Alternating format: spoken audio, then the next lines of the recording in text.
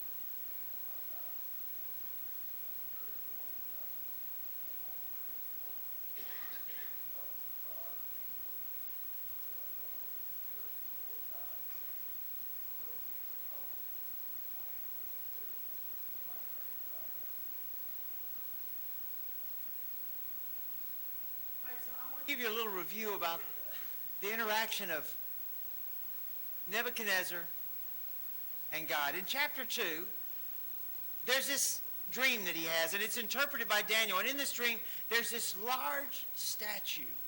And this statue has a head of gold, chest and arms of silver, a belly and thighs of bronze, and legs and feet of iron mixed with clay. And these different parts of him, as you know, represent the different kingdoms of man that are going to come to pass. But this image in his dream is going to be destroyed by a small stone, much like David and Goliath. A small stone is going to knock down, and in your mind you think, how can this giant statue be destroyed by a pebble? Of course, we know that the last and final, the legs, are Rome, and that the kingdom of Christ is going to destroy Rome's power forever and all eternity, and there will be no kingdoms after that greater than the kingdom of God. So Nebuchadnezzar in Daniel chapter 2, verse 47, praises the Most High God of Daniel. This truly is the greatest God of all. There can be no other gods that stand before him. And you would think that he's had this vision, he's had this interaction with God, it would be good enough. He would say, okay, I'm going to stick with that one. But he doesn't. So in Daniel chapter 3, he starts getting the big head, literally, and he has this giant figure of himself made of solid gold. It is massive.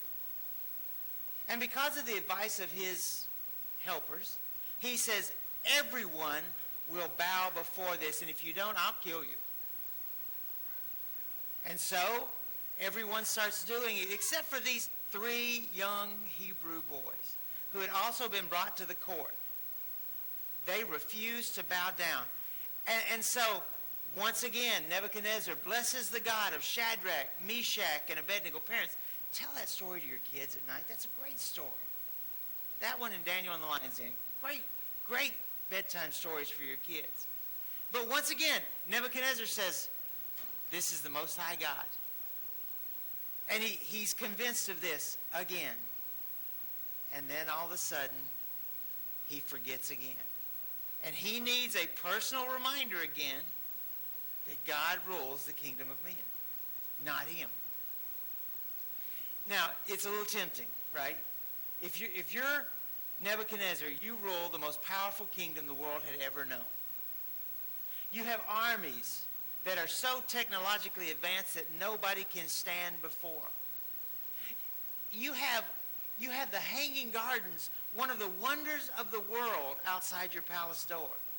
Beauty surrounds you. That whole valley, because they brought in watering systems and tunnels, in what is now the region of Baghdad, it was so lush and green and full of jungle-like forests and growths. It was incredible. People came from all over the world to see this city. And he sits on a throne ruling that city. And so God comes to him again in a dream. Now, the part that was read this morning by Adam in Daniel chapter 4 is actually what happens at the end of the story. Nebuchadnezzar, chapter 4, is Nebuchadnezzar writing a recap of what happened and saying, you all need to know this.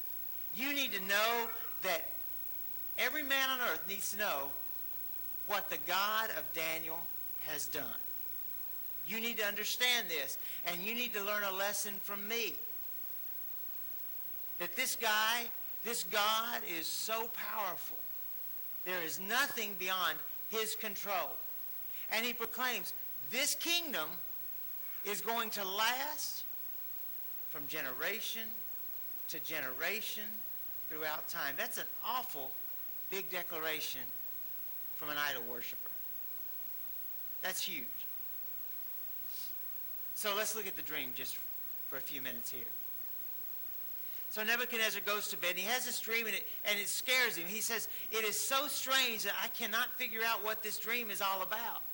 And he brings in all of these, you saw it, soothsayers, magicians, astrologists, wise men. None of them could answer the dream. I don't know if they figured out what it was and were afraid to answer, but none of them would answer the king. So he calls for the most proven of all of his wise men, the one he had put over all of them, not a Babylonian, a Hebrew. He calls him in, and he says, I know that the spirits of the gods, okay, that's not true, but the spirits of the gods are in you. I know you can answer this. And here's the dream. There's this tree in the middle of the earth, and its height reaches upwards to the heavens. But there's someone watching this tree grow, and he declares that it should be cut down, leaving only the stump and the roots. And you're going to take this tree and you're going to bind it with bars of iron and bronze. And it's going to be laying there. And it's going to get soaked with the dew of the morning and the rains. And this tree is going to eat from grass as if it were an animal, just like the beasts of the earth do. And then the heart of that will change from a man to an animal. At this point, you can kind of understand this is kind of strange. If I had that dream, I would think it was the pizza for supper. You know? But he knows there's a significant dream. He just can't understand this. And in the dream, it says 7 seasons, we assume that's years, 7 seasons are going to pass over you. So, Daniel, tell me what this is about. And the decree is, the Most High God rules the kingdom of men. I mean, that's the bottom line about this dream. The kingdom, the ruler of the kingdom of man gives to whom he will give. He takes what he will take. He will declare whatever he wants. From the highest to the lowest of men, it is my dominion, Nebuchadnezzar. That's what you need to know. And so the king repeats his confidence in Daniel. I know you can tell me what this means when no one else can. And Daniel's astonished. He's scared by this. I mean, he knows what this is. He knows with God's help what this is saying. But think about this. I'm about to give the king horrible news. And there's a saying that goes back farther than anybody can tell you. And that is, don't kill the messenger. You're right. Nobody knows where that comes from. But we know that the Genesis was at some point a messenger brought bad news. And he got killed. And from then every other messenger had that tattooed on their they've all said that. So, king, I kind of got an idea here, but I don't want to tell you. So Daniel says, all right, I'll explain this to you, king. The tree, which has become so strong and so big and so powerful, that's you, king. You are that tree. And the fact that you're going to be cut down and bound with bars and iron means you're going to be driven from your own kingdom. Now, at this point, Nebuchadnezzar's face is probably turning red. I'm the most powerful ruler in the world, and you say somebody's going to drive me out of my kingdom? I've got the greatest army ever. You're going to drive me out of my kingdom? We've seen a lot of that this week. And I bet all of you had the same thought I did when this little country of Iran says, you're going to regret. We're going to make you pay 10 times over what you've done to us. And we all say, well, we don't want to go to war, but you really don't stand a chance. We're pretty arrogant in the power of our army and of our coalition around the world. You don't stand a chance. Well, that's Nebuchadnezzar. You can't touch my armies. Why, we can just drive over you with our chariots of iron. We'll just run you down. You can't do anything to us. And Daniel says, now listen, you're going to be driven out. You're going to live like an animal. In fact, your only food is going to be grass, just like if you were an ox. And it's going to last 7 seasons. And then you'll get it back. Now, wait a minute. I'm going to lose everything. I'm going to lose all my armies, everything. And I'm going to be driven out. And I'm going to lose my mind. And in 7 seasons, I get it all back? You want to tell me how that's going to happen? But Daniel says, listen, if you will be righteous and show mercy, the assumption here is, if you do right, Nebuchadnezzar, none of this is going to happen. Just do right. None of this will ever take place if you'll remember who you are. You've got to wonder, because we know that the Bible does not word for word tell us every conversation. You've got to wonder if Daniel didn't say, just a quick reminder. Remember the other dream? Remember what happened when you tried to kill me for not bowing down? Just a little reminder about who my God is. You got to wonder. So, at the end of 12 months, the king is sitting in his throne room and begins boasting about how powerful and how great his majesty is. I'm the greatest king ever. I've got the greatest of everything. Look at me. Look at me. And that very hour, his advisors decide he has lost his mind and drive him out of the temple. In fact, he does. The Bible implicates very strongly that everyone thought he lost his mind, including the king. They drive him out of his own kingdom out into the wilderness that very hour. And at the end of the time, he gets his mind back. Understanding, it says, return to him. It prompts him to bless him, praise this king, acknowledging his everlasting dominion and kingdom and reign. So think about this. On the greatest ever, that hour, they drive him out. He spends 7 years eating grass and drinking dew off the ground and drinking from rivers. He lived and looked like an animal. Not physically transformed, but just ragged and nasty. He ranted and raved and wandered the wilderness. Until the day comes that he says, I wonder, could this be the doing of Daniel's God? Have you ever prayed a prayer kind of like he probably lifted up? God, if you're listening, would you please do this for me? I'm going to confess, I prayed that.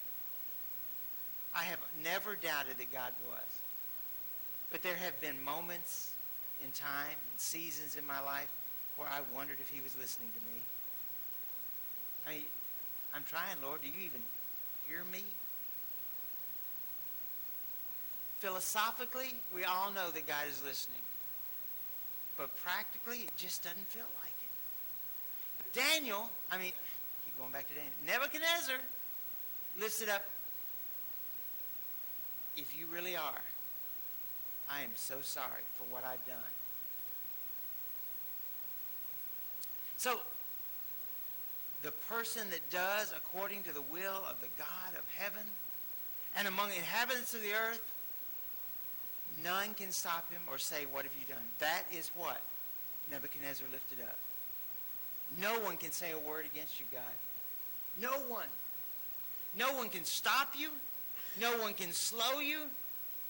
You are majesty. And in that moment, he gets it all back. So what do we learn from this?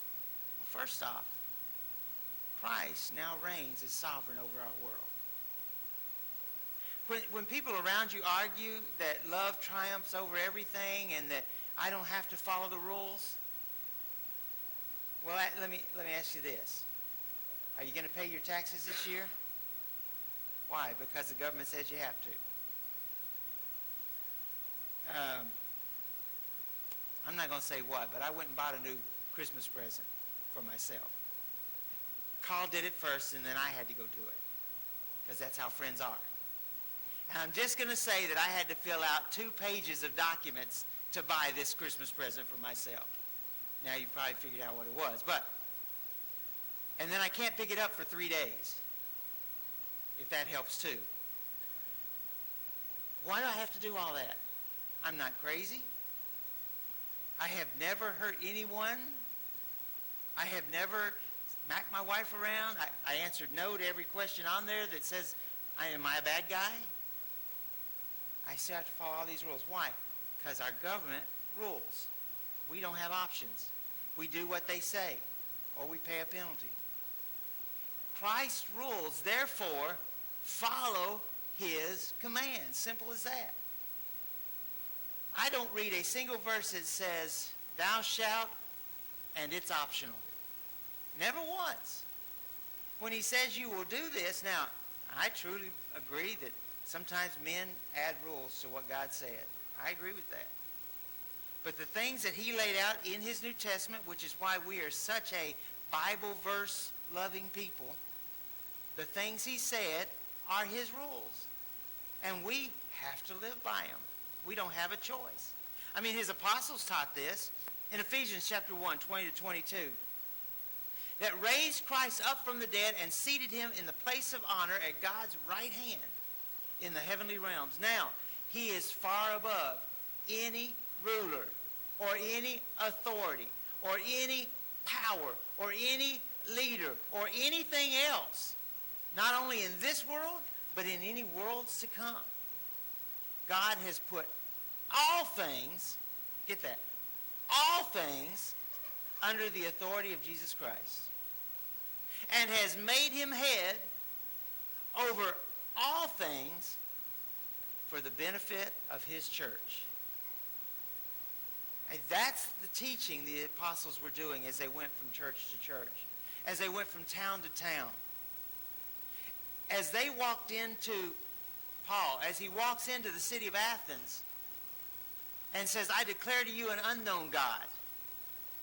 As they walked into an area where everyone worshiped false gods and said, we need to tell you about the one true God.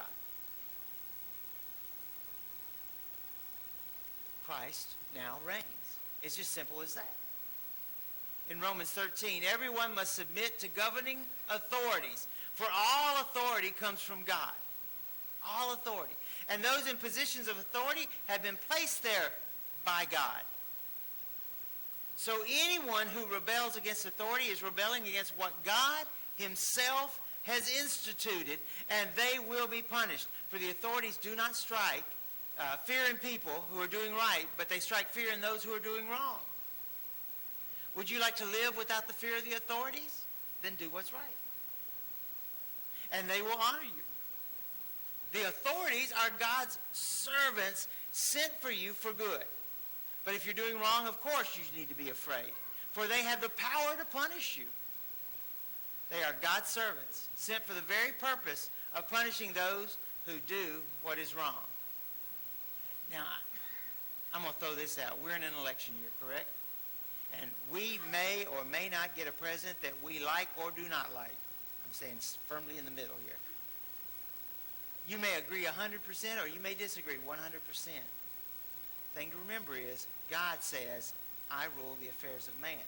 In it, we can't think of it in terms of 4 years.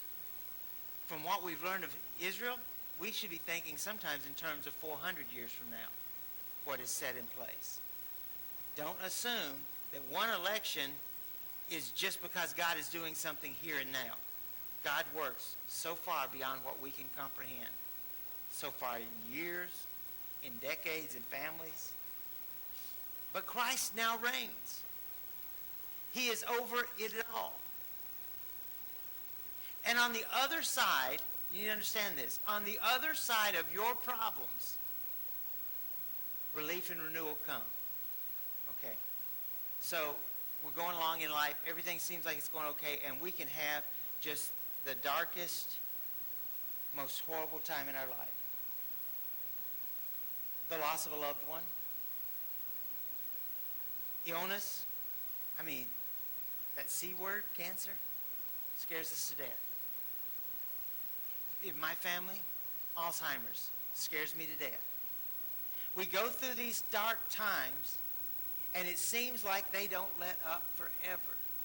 But here's the reality. When we withstand the test of that moment, God provides relief on the other side. Now, if you're the one with the disease, then the other side might just be waking up in heaven one day. But that's a relief.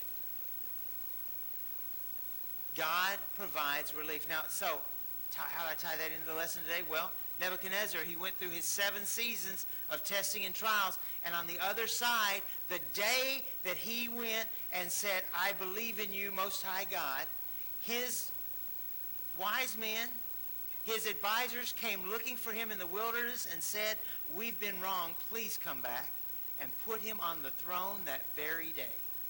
That's amazing. 7 years have gone by that they've ruled, and they go out and say, we need you back on your throne, please. You're our king. In Job, think about Job. Everything that could go wrong did go wrong for poor Job. He lost his money. He lost his animals. He lost his homes. He lost his servants. He lost his family. He lost everything. But in verse 12, so the Lord blessed Job in the second half of his life even more than in the beginning. God basically doubled everything he had in replacement for the things he had taken away. God gives relief on the other side, and we need to hold on to that. We need, if you get nothing else from today than this, take this home. God provides relief on the other side of trials and tribulations. It's there. But God rules the kingdom of men. We need to hold on to that thought. And so when somebody out there says, you know, you're goody two-shoes. When somebody out there says, love conquers all, I don't have to do what? I don't want you to pick up a megaphone and tell them they're going to hell. That doesn't help anybody. In fact, that does more harm than good. But I do want you to look at them and say, you know what? My God is incredible. He's done so much in my life. Can I tell you about what he's done for me? Can I share that? And you just remember, your influence on the world needs to be greater than the influence of the others. Because you know, and I know, and you agree and I agree, that God rules over the kingdom of men. And if you'll hang on to that, you'll make the right decisions, you'll follow the right roads, and you'll get to the relief on the other side someday. Today, we offer this lesson to you. If there's some way we can help you in your walk, as you try to get stronger, as you try to live better, we'd like to do that. Whatever we can do for you, please come while together we stand and while we sing.